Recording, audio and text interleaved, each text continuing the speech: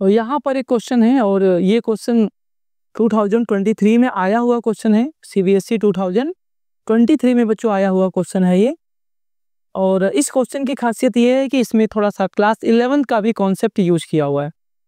इस क्वेश्चन में क्लास 11 का भी कॉन्सेप्ट बच्चों यूज किया हुआ है और इसलिए बच्चों इस क्वेश्चन को नहीं कर पाते हैं क्योंकि उन्हें लगता है कि भाई ये तो सर्कुलर मोशन का क्वेश्चन है और ये इलेक्ट्रोस्टैटिक ने दे दिया है, तो फिर उन्हें ना फॉर्मूला याद होता है ना कॉन्सेप्ट याद होता है, फिर वो क्वेश्चन को सिंपली छोड़ ही देते हैं।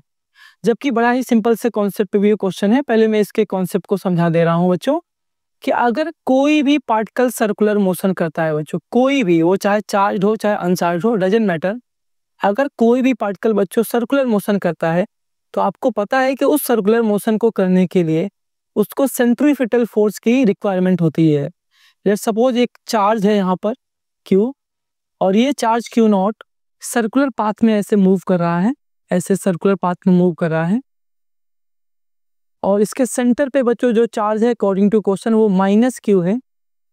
तो इस केस में बच्चों इस Q0 कूलम चार्ज को इस सर्कुलर मोशन करने के लिए जो सेंट्रीपिटल फोर्स प्रोवाइड करेगा वो होगा इस Q0 और Q के बीच का इलेक्ट्रोस्टैटिक फोर्स, ये वाला बच्चों, क्योंकि ये दोनों अपोजिट चार्जेस हैं तो ये Q0 इस Q कूलम चार्ज को अपनी तरफ अट्रैक्ट करेगा।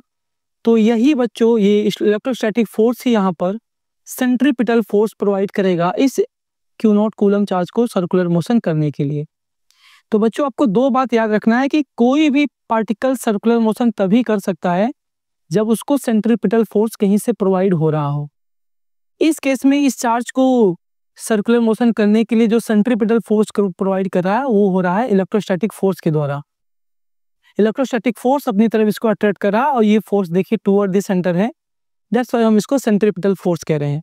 इट मींस दैट यहाँ पर जो सेंट्रीपिटल फोर्स है बच्चों, जो वहाँ पे सेंट्रीपिटल फोर्स है वो कौन प्रोवाइड कर रहा है बच्चों? सर वो इलेक्ट्रोस्टैटिक फोर्स प्रोवाइड कर रहा है।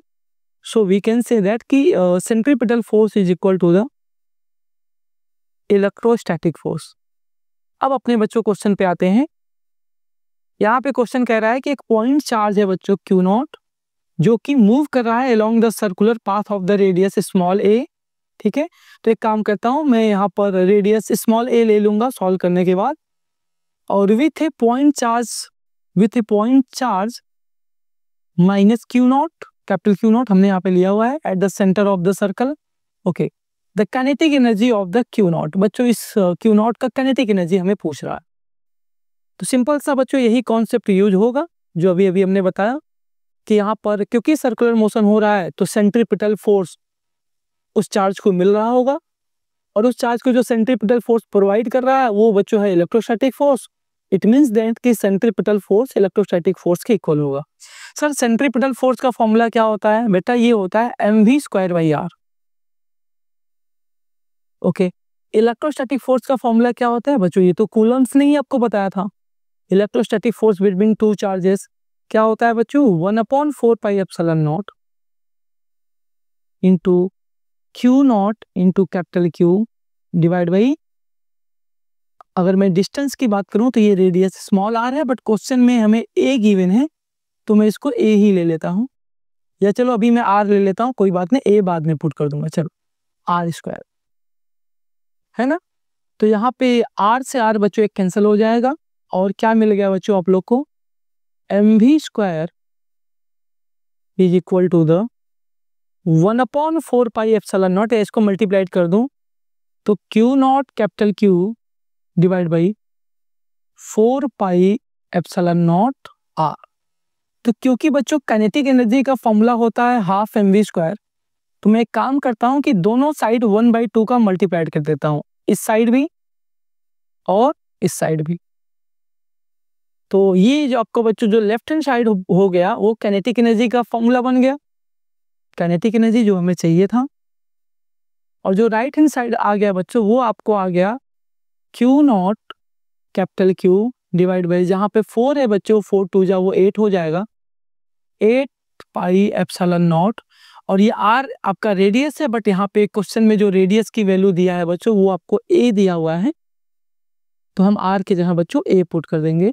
This is our answer. तो एक बार चेक करते हैं कि हमारा कौन सा ऑप्शन करेक्ट है। तो option number A incorrect, option number B is your correct option, option number C a square है इनकरेक्ट, ऑप्शन डी में भी बच्चों ए स्क्वायर है incorrect. So option number B is your correct option of the question number 34। और ये question बच्चों को करने में इसीलिए प्रॉब्लम आता है क्योंकि यहाँ पर एक कॉन्सेप्ट यूज हो रहा है सेंट्रीपिटल फोर्स, और ये क्लास 11 का कॉन्सेप्ट है सर्कुलर मोशन का। क्योंकि मोस्ट ऑफ द बच्चे 11th में सीरियस नहीं रहते हैं, तो वो बेचारे ये इस क्वेश्चन को नहीं कर पाते हैं बोर्ड एग्जाम में भी, जबकि एकदम एक लाइन का क्वेश्चन है और एकदम सिंपल सा क्वेश्चन है, और ये 2023 में आया हुआ क्वेश्चन है बच्चों। तो बच्चे बस डर के मारे इसको नहीं कर पाते हैं क्योंकि उनको सर्कुलर मोशन का कॉन्सेप्ट समझ ही नहीं आता, तो वो ये समझ ही नहीं पाते कि काइनेटिक एनर्जी का फॉर्मूला यहाँ पे आएगा कैसे। ठीक है, उनको बस एक ही फॉर्मूला पता होता है कि kinetic energy equal to half mv²। अब उनको वेलोसिटी पता ही नहीं होगा, तो वो इस क्वेश्चन को डायरेक्टली स्किप कर देते हैं, जो कि बहुत ही इजी क्वेश्चन है जैसा कि आप लोग ने देखा, और अच्छे मार्क्स का ये क्वेश्चन आता है।